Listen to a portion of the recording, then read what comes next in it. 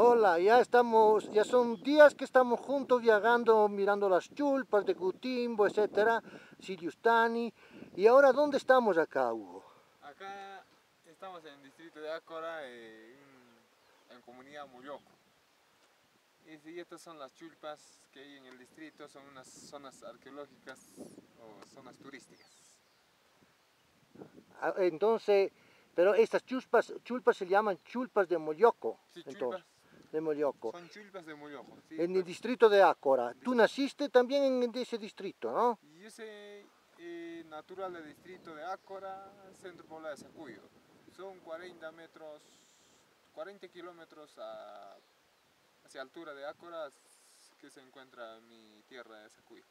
Entonces Ácora es una provincia muy grande, ¿no? Es un distrito más grande de todo Puno.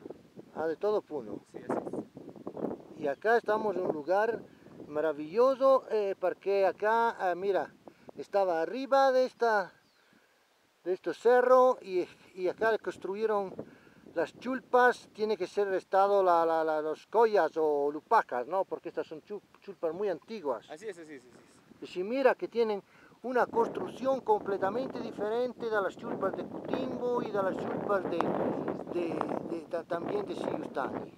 Y toda otra piedra, toda otra elaboración, están chulpas cuadras y están también chulpas redondas, pero estamos también cerca de casas muy antiguas.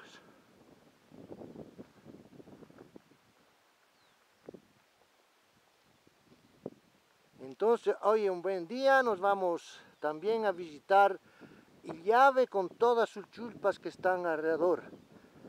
¿Ya? Tenemos tiempo, tenemos solcito bueno y bueno, de acá pero no se mira el lago, el lago está más cerca, Está más lejos. más lejos, Sí. El lago será de 20 kilómetros. 20 kilómetros y lleno de flores acá. Un Sí. cementerio antiguo de chulpas lleno de flores, naturales.